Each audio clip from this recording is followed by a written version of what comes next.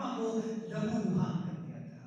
मान्यवर आपातकाल के 50 साल, ये 50 साल 8 महीने और 2 दिन, ये महज एक बीती हुई तारीख नहीं, बल्कि एक चेतावनी है जो हमें बताती है कि स्वतंत्रता ख्याल में नहीं मिलती, उसके लिए हर रोज संघर्ष करना पड़ता है।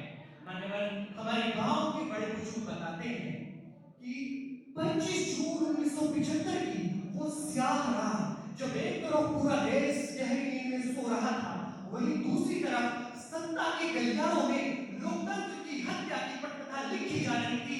सुबह हुई तो अखबारों की बिजलियां गुल थी और नागरिकों की जुबान पर ताले लगा दिए गए थे।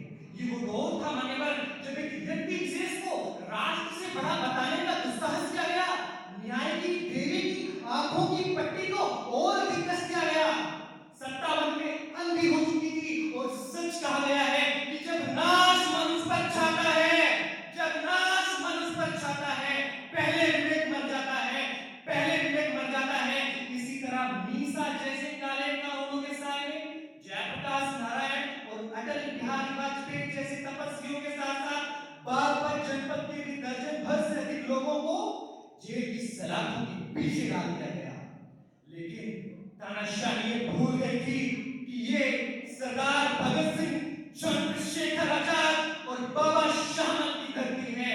यहाँ दमन को जितना बढ़ाया जाता है, विद्रोह की ज्वाला उतनी प्रचंड होकर निकलती है। इसी तरह इसी तरह इसी तरह जब रामलीला के मैदान से जेपी ने हुंकार भरी तो राष्ट्र की रगों में बहने वाला रक्त उबाल मारने लगा कि सिंहासन खाली करो, जनता आती है, सिंहासन खाली करो, जनता आती है।